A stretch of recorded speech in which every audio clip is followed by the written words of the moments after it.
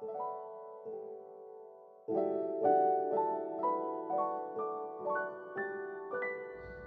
actually took care of the first AIDS patient, so to speak. We didn't know HIV wasn't isolated at that time.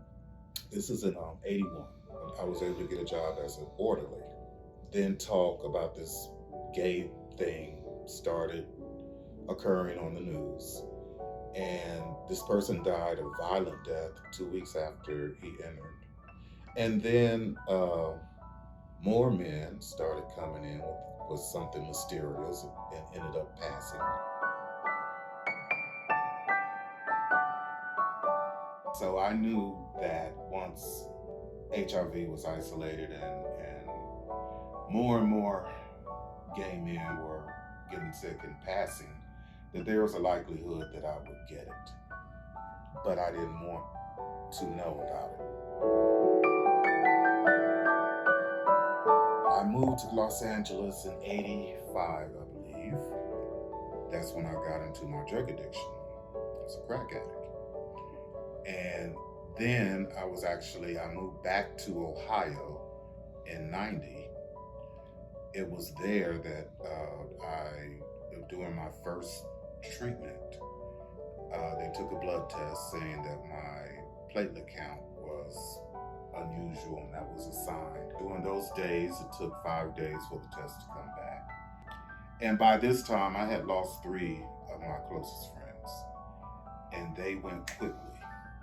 So I said, I'm not going to die. I'll kill myself before I go there. So I chose addiction. I was hoping to smoke myself to death.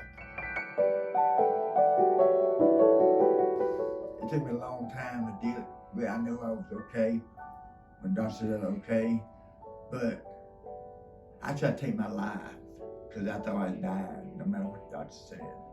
So I died, and Erlanger brought me back. Stigma's a hard thing because there's a lot of people still don't know nothing about HIV. And plus, when I first got HIV, my parents, they didn't know how to deal with it. So they wouldn't let my daughter drink after me because they had custody of her. But after years, they found out it's different. It's like a year ago, I got engaged to be married. We were together almost a year. Then she decided she couldn't deal with my HIV. Life has been absolutely a roller coaster. When I was first diagnosed as HIV positive, I was afraid and ashamed to say anything. We were taught not to say anything. Unfortunately, that didn't last very long. When we talk about long-term survivors, it's important to include our life experience, our journey, and our knowledge. Remember that not everyone lives in a place that is like New York, Los Angeles, Chicago, Dallas, Atlanta. There are those of us long-term survivors that live in smaller towns. There are long-term survivors that live in rural areas. They need to be included in the discussion. Because part of the problem with long-term survivors is the easiness of isolation. It's real easy to say, thank you for inviting me, but no.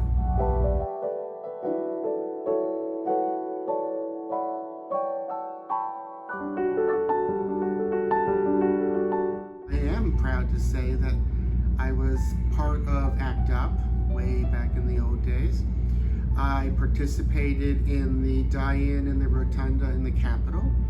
I was in the back rows of the so-called break-in at the FDA when we knew that they had pharmaceutical drugs and they were not releasing them to the HIV positive community.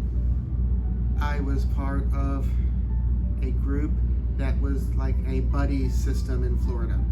We met with people who could assist us in different ways, because remember, we were our own case managers, we were our own ASOs. I remember the days when we had to go to funeral homes and pick up bodies in the alleyway because funeral homes would not embalm or take care of anyone that died who was HIV positive.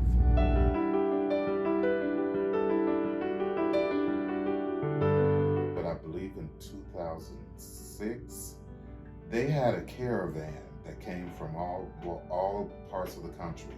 We all converged in Washington, D.C. To do protests, to speak to our legislators concerning, keeping the funding that was already there. That was a highlight because I got to meet all kinds of people. We came together for a common cause. I just keep going.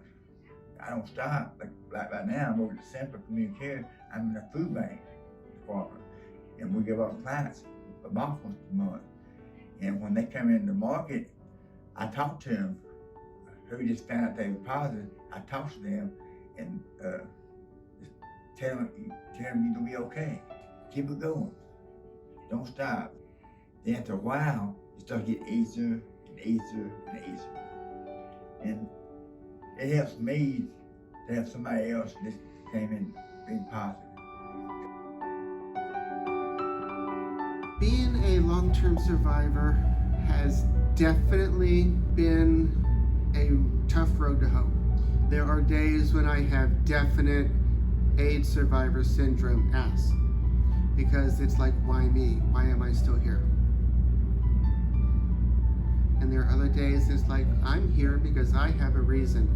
But a long time that mean to me is to make me better when I was back in the days. Because back in the days I was scared. But that's what they told me when I first got it. You don't have much time to live. But you see me now, I'm still alive. One of the other ways that I helped myself is I took a life course. That changed my life too, because I was willing. And so, with anything, I've learned that you have to be honest, open-minded, and willing.